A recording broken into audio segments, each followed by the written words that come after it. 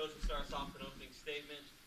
Please raise your hands for questions. Coach? Yeah, first off, I want to thank the fans. I just was told as I was walking in here that the weather's gotten bad and the roads are slick, so I want to thank people for coming out in tough weather tonight, giving us an edge.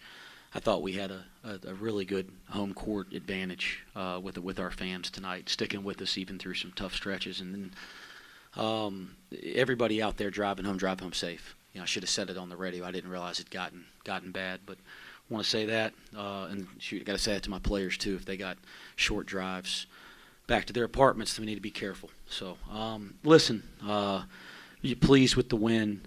The first thing, I think our guys made plays down the stretch when it mattered, and that part's the part that sticks out to me the most. We needed to make some plays to win a game. It's a tie game at the under 4 media, and I thought we made plays to win it. Jizzle, and not just because he's sitting beside me, was terrific tonight offensively. I think him and I both think we get a couple of those defensive possessions back. And he knows that'll be the film that we look at tomorrow. But he was terrific tonight and starting to find the rhythm that we know he can play with.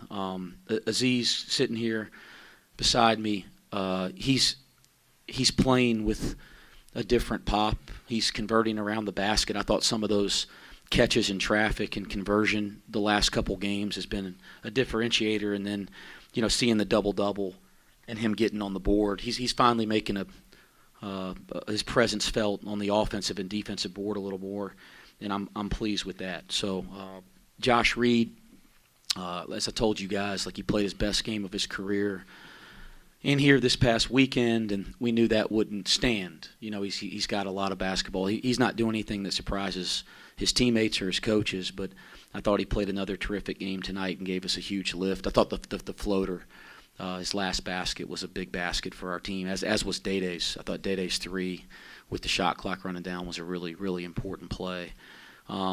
Gabe Matson, I wish I'd have got a chance to coach him because he seems to like shooting fifth, third. But, gosh, he made some tough ones, running away from his defender, running away from the basket, kicking his legs out. I thought some of them we made some errors and hit some screens and weren't quite ready for him to cut to the basketball. And then I thought some of them he buried some tough shots. We left our feet a couple times and gave him an easier look, and that was a mistake. But still, you got to step up and make them. I kept telling our guys, let's do a better job, but let's not foul him like we did in the last game. And he will start missing. And I didn't know how much I believed that the way he was shooting it, but I'm just halfway being funny. You know that hopefully you get some breaks. The problem was, guys, when he did miss a couple there, we couldn't secure the offensive rebound. We gave up the long rebounds, and then we gave up. I think Seamoss misses the box out on the right box when we finally got a short bounce on a miss. So that was a little bit frustrating. I'm not pleased with our defense.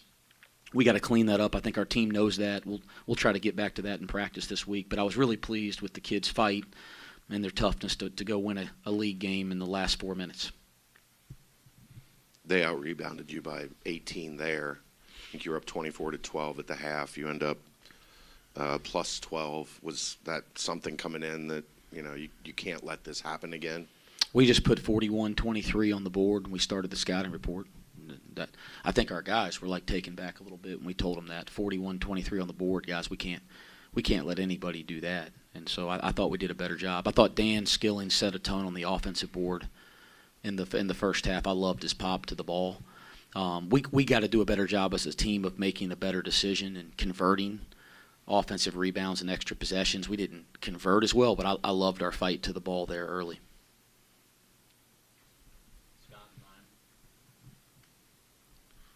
The two guards seems to be working out pretty good. Obviously, Jizzle making everything to start the game. But how about Day-Day down the stretch? He makes some key buckets after not scoring most of the game.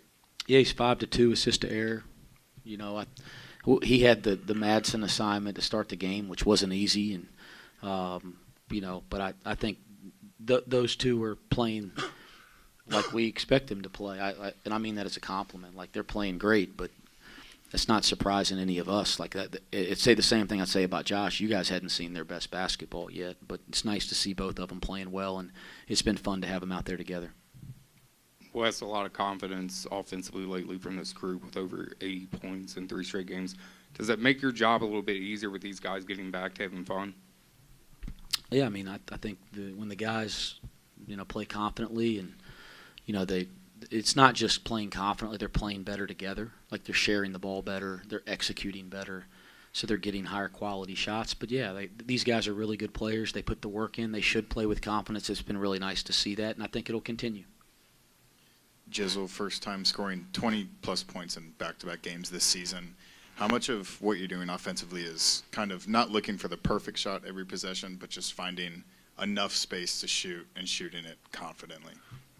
Just knowing when to be aggressive and not to be, knowing when I got my shot or, to create for others. So, just been making sacrifices and it's paying off, and I'm glad that we got this win streak going, but we're not going to get too content on it. I'm just keep putting in the work, keep my head down, and, just keep showing up every game. Wes, you guys speak of the rebounding margin here tonight, and you briefly mentioned there about the Josh Reed floater and the Day-Day Thomas three. How important were those two offensive rebounds from a guy like Josh Reed and then Day-Day Thomas to keep that possession going? Yeah, again, our offensive and defensive rebounding's got to be a part of our identity.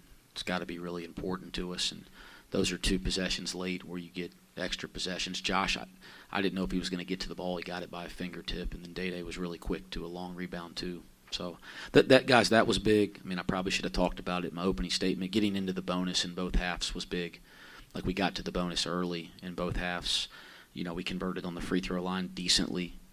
So like, yeah, there's some factors beyond just confidence in making shots. Like I thought we did a good job at some stuff. And then the turnovers in the first half were a little frustrating. We had some very errant turnovers. Even though we were playing well offensively, we kind of gave them some free possessions. Aziz, what was the biggest difference on the glass tonight compared to the road trip out west? I don't think that it was different, because every time I'm there, I'm just trying to, do the best I can to get the most I can get.